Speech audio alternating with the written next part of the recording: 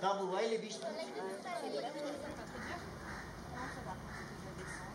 Alors j'ai intégré l'association Rockanoud en octobre 2017 pour 8 mois. Bon, j'étais JRI, donc journaliste reporter d'images. Et ensuite, à partir de janvier, en plus d'être journaliste reporter d'images, j'étais photographe pour les villages. Quand je suis montée dans l'avion, je me suis dit mince, où est-ce que je vais? Je ne connais pas du tout, j'ai jamais mis les pieds en Asie. Là, je pars pas pour des vacances, je pars pas pour 2 semaines, je pars pour 8 mois. Donc pour être honnête, je ne savais pas si j'allais rester 8 mois. J'avais un peu peur. J'ai eu beaucoup de moments de doute, surtout dans les villages népalais, parce que les conditions sont totalement différentes qu'en France et en Europe. On n'a pas de douche, ou très peu, on n'a pas un super lit avec un bon matelas. Du coup, je me suis découverte à ce moment-là, je me suis dit, en fait, je suis capable. 8 mois quand même, c'est presque une année. Et du coup, là, on peut dire que j'étais fière de moi. Et en rentrant en France, j'ai eu à peu près 1 mois de réadaptation. Parce que donc, le premier jour, on est super contente, on retrouve de l'eau potable, une douche, un bain, un lit. Mais on se pose pas mal de questions, notamment pour revenir à l'eau, comment est-ce que c'est possible qu'il y ait autant de différences dans le même monde?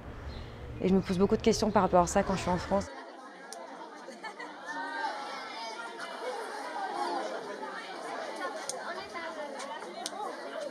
Je vais être beaucoup plus patiente et je vais moins comment dire, m'énerver. Quand ça va bien, quand ça ne vient pas tout de suite, j'attends, c'est pas grave. Avec Rockanoud, ce n'est pas qu'un lien professionnel pour moi, c'est devenu des amis.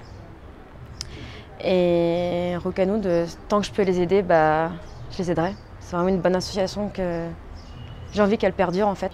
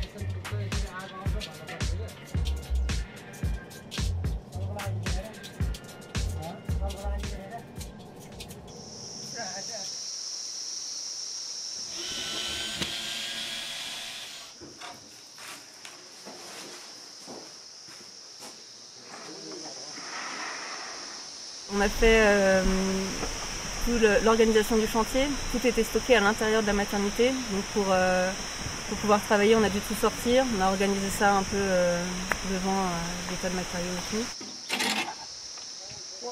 On a vérifié les toitures sur lesquelles on est assis, parce qu'on a vu qu'il y avait un peu des infiltrations d'eau, en tout cas des traces sur les charpentes en dessous. Et en vérifiant ça, on s'est rendu compte aussi que le carton qui sert d'isolation sous les tôles a été un petit peu grignoté par des rats. Donc il va falloir faire quelque chose à propos de ça aussi.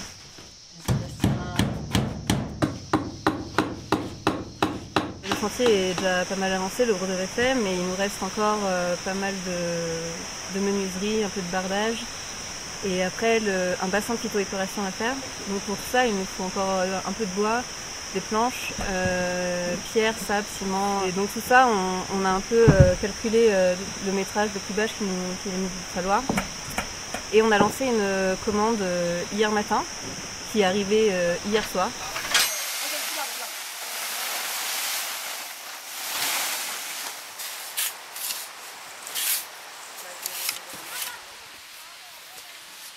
On a eu les premiers jours avec donc Blandine, chercheuse du CNRS qui est là depuis quelques années. Donc l'intégration était plutôt cool. On a une autre maison sans électricité avec 15 cm de sable partout. Ça fait 6 jours qu'on est là, du coup la communication n'est toujours pas très facile, notre Népali n'est pas très bon, mais on est accepté et enfin voilà, on a déjà mangé plusieurs fois chez l'habitant, dormi aussi chez eux. Ouais, ils sont hyper souriants, ils sont avenants, très curieux. La moindre petite chose qu'on va faire, ils vont venir voir ce qui se passe comme ça, très curieux. Du coup j'ai fait le four vite fait, histoire qu'on se fasse un petit peu de pizza et un petit peu de pain parce que ici on n'a pas trop ça. Et voilà, gentiment, avec les pierres du coin que j'ai ramassées à droite à gauche.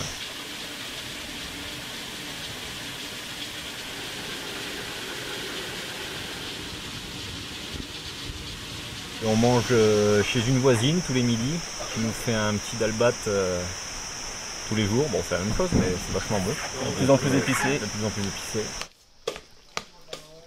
Donc il y a Dawa, le fils de Rung, qui a posé le bardage avec moi. Donc je l'ai un petit peu appris à manier la circulaire et le marteau. Il se débrouille plutôt bien. Il est attentif, il a l'œil, ça se voit qu'il a envie, quoi. Il donne de sa personne et ça fait plaisir. J'ai commencé à préparer pour poser le dallage.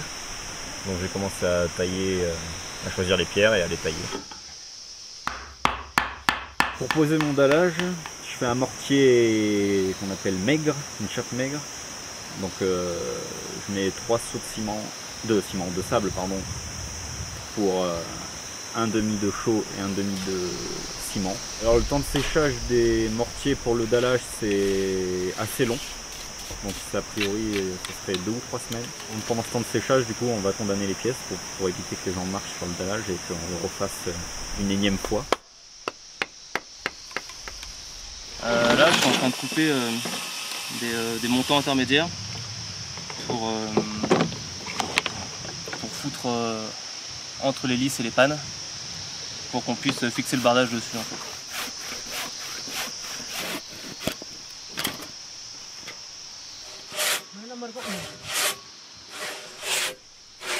Alors moi, au sein de Rock'n'Wood, je suis là en tant que monteur. Donc c'est-à-dire que pour les vidéos qui sortent, donc les épisodes, les hors-séries, moi je récupère les images qui ont été filmées sur le terrain par les cadreurs et je suis en charge de les assembler pour construire des vidéos. En fait, ce qui est intéressant en tant que monteur de venir dans les villages, c'est que ça nous permet, quand on fait nos montages, de mieux appréhender l'espace. Ça permet d'être plus au contact de la population népalaise.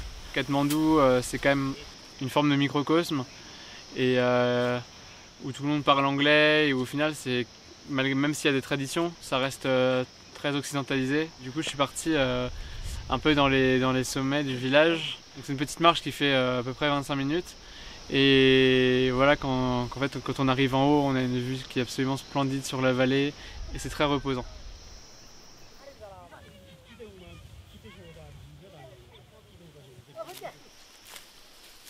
I'm Kanchaman Ghale, and my job is farmer, rice.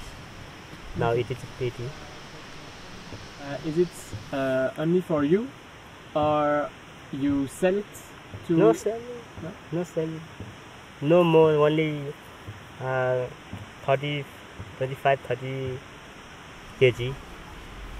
kg only for me. You see, she make this like this, then I shaking, then bring here and then I shake here. How many times do you make the rice dry? 4 months. 4 months. Yeah.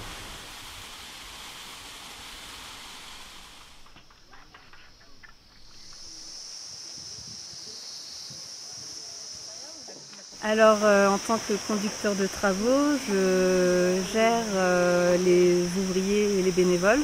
C'est-à-dire que je m'occupe de trouver les ouvriers, de les rémunérer, aussi essayer de communiquer avec eux. Comme tous les conducteurs de travaux, demain je vais retourner à Katmandou. On a une réunion tous ensemble avec les chefs de mission. C'est l'occasion de se tenir au courant de ce qui se passe dans les autres chantiers. Je vais aussi vous parler un petit peu du futur de l'assaut, parce que c'est important que vous sachiez aussi qu'est-ce qui se trame, comment ça évolue, ce genre de choses, quoi. Pour pas que vous soyez juste dans vos chantiers, mais que vous voyez aussi un truc un peu plus à grande échelle. J'ai bien cru qu'il avait couché le gaz. Et encore, vous avez plus la télé. Ouais. Il y avait la télé. Ouais, la première année, ils avaient la télé toute l'année avec le câble. Ouais, bah moi je suis dans le mixte.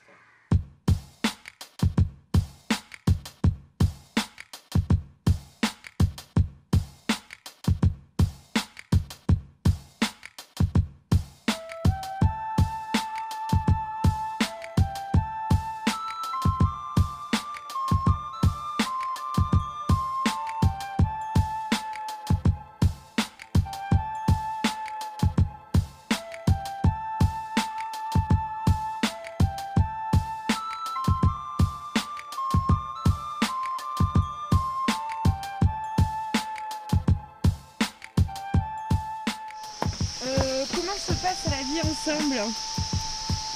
Mais on vit avec un rouquin, donc déjà c'est pas évident.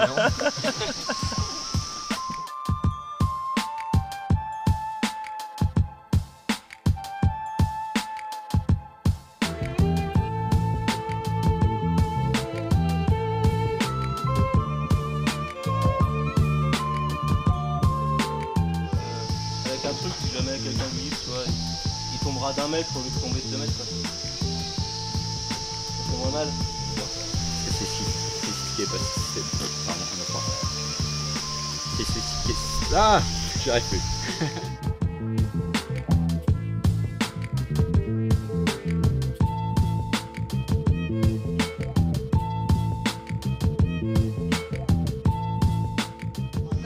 Ça sent la bêtise.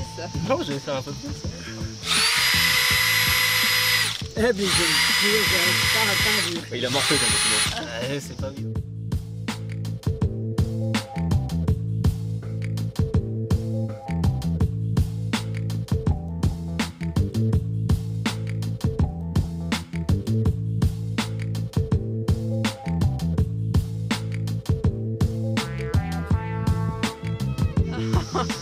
Quelle solution pour trouver une infiltration d'eau? Les tongs. Yes.